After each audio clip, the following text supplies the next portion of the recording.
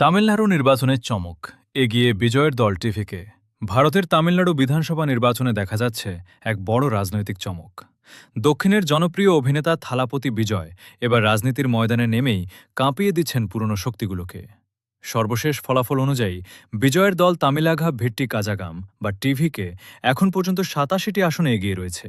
অন্যদিকে এআইএডিএমকে জোট ৭৫টি আসনে এগিয়ে থেকে দ্বিতীয় অবস্থানে আছে। তবে বড় ধাক্কা খেয়েছে ক্ষমতাসীন দল দ্রাভিড়া মুনেত্রা কাজাগাম বা ডিএমকে। গত নির্বাচনে ১৩৭টি আসনে জয় পেলেও এবার তারা এখন পর্যন্ত মাত্র ৫৪টি আসনে এগিয়ে। মোট আসন ২৩৪। সরকার গঠনের জন্য প্রয়োজন ১১৮ আসন। ২০২৪ সালের ফেব্রুয়ারিতে রাজনীতিতে যোগ দেওয়ার ঘোষণা দেন থালাপতি বিজয়। তখনই তিনি বলেছিলেন, এটি তার কাছে শুধু শখ নয়, বরং মানুষের সেবা করার একটি মিশন।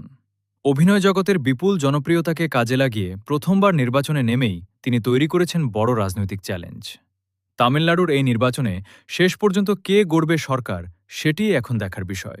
তবে একথা নিশ্চিত, বিজয়ের আগমন রাজ্যের রাজনীতিতে নতুন সমীকরণ তৈরি করেছে। আরও আপডেট পেতে সঙ্গে থাকুন।